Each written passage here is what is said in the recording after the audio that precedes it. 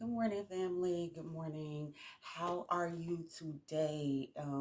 It is Tuesday. Our weather is not that great, but hey, nevertheless, it's still going to be a great day. It's still going to be a beautiful day. I just want to come on and tell you guys good morning. I'm not sure when this video is actually going to upload because YouTube takes a long time sometimes to get these videos uploaded, but nevertheless, we're gonna move forward and do what it is that God wants us to do. I miss y'all, and I wanted to come on and just share something with you.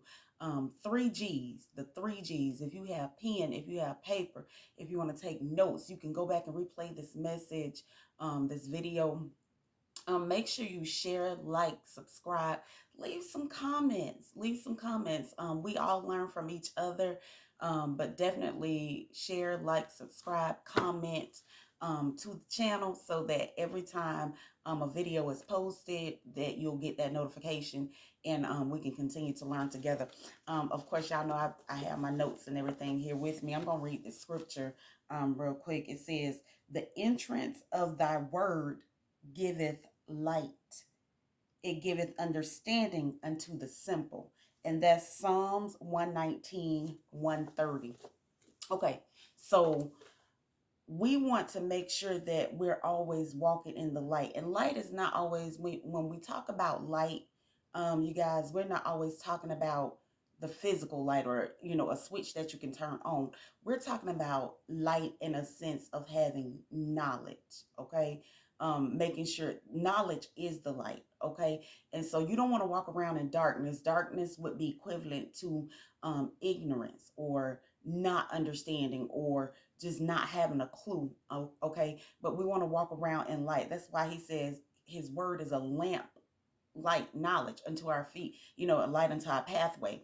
So we want to make sure that we're walking in the light. So with that, I want to talk about three G's, three of them that will help us to move forward in our journey. Okay, listen, think of this as this is launch season, LAUNCH, launch season. This is your launching season.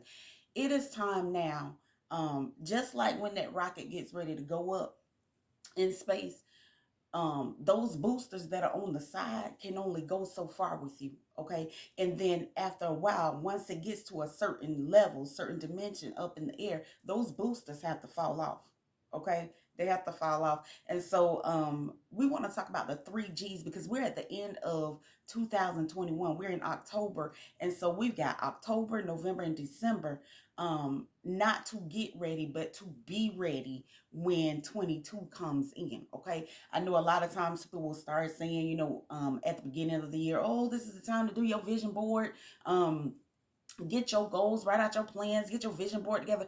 No, this is the time right now to launch your vision, to launch your goals, to act upon them, okay? Because by now we should have already written out the vision. We should have already written out the plan. We should have already written out the dreams, the goals. We should have already done that. Now is the time to have that plan of action so that we can meditate upon that thing, start to look at it, study it, and let it take us into the next dimension, into 22. Okay, we don't want to be getting ready when the beginning of 22 comes. When 22 hits, we should already be hitting the ground and on green light, go. Okay. So I want to talk about three G's that are going to help us get to where we need to be as far as being ready for this next season, this next dimension. Okay. Y'all know you don't wait until the next season comes to get ready for that season. You have to prepare ahead of time for that season so that when that season is upon us, we're already ready, walking in that and getting ready for the next season. Okay. So the first G I want to talk about is growth. You want to make sure that you have an environment, an atmosphere, and a mindset that is conducive for growth. Okay. You want to make sure that wherever you are attempting to plant yourself to grow, to be able to grow up in that area, whether it's your business, by way of work, by way of service by way of whatever it is that God has laid upon your heart and gifted you to do, and you've already written out the vision, the goal, the plan for that. You want to make sure that you are continuously attempting to grow in that area. We never want to stop growing, right? And so if you are a cosmetologist, if you bake, if you do accounting, if you're a bit, whatever it is, motivational speaking, whatever the case is, you want to continue to grow.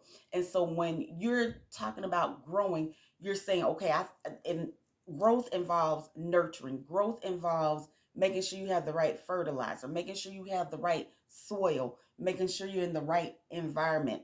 That means that in order to be nurtured so that you can continue to grow, you're going to have to educate yourself in those areas, those key areas that you've been gifted in your calling and what God has asked you to do. You're going to have to educate yourself. That means that you may need to read more. That means that you may need to attend some conferences, some seminars, some webinars, jumping on some Zooms, looking at more videos, studying the videos, and then getting in there and actually allowing yourself to become more aware of your gift, of your talent, so that you can move forward and perfect the gift that God has given you. Okay. Um, He's given it to you, but it is your job to be a good steward over what it is that He's provided you with.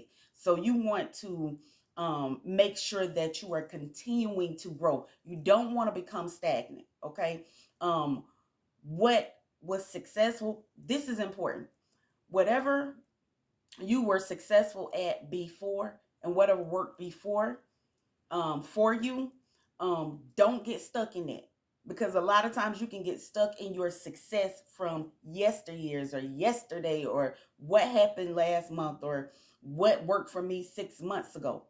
But change is inevitable, right? And so as as the world progresses, we have to progress, um to be able to make sure that we are growing continuously, whether it's academically, trade wise, technical, especially in the area of advanced technology. Okay, so you have to continue to grow. Make sure you're in the right environment to grow. The second G that you want to implement is your grind. Okay, your grind, your grind. Okay, here's what's going to set you apart from everybody else. Okay, and it's not that you're trying to turn your back on people or anything like that, but in order for you to be able to provide your gift at its greatest potential, to be the best that you can possibly be, you are going to have to implement some grind. That means that, like I heard Billy Alsbrook say, the only credit, the only credit card that's accepted over here is your blood, your sweat, and your tears. Okay? Your blood, your sweat, your tears. And that means that you're going to have to be on your grind.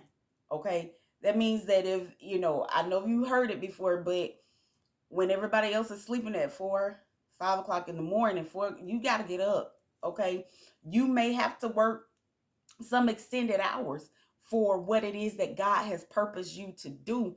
Because if you're anything like me, being a mother, a full-time worker, um, having a bakery business, skincare consultant, uh, PowerPositive, being a video, having the videos so that we can do the motivationals and the life coaching piece, GIT Gamechanger Life, the health piece.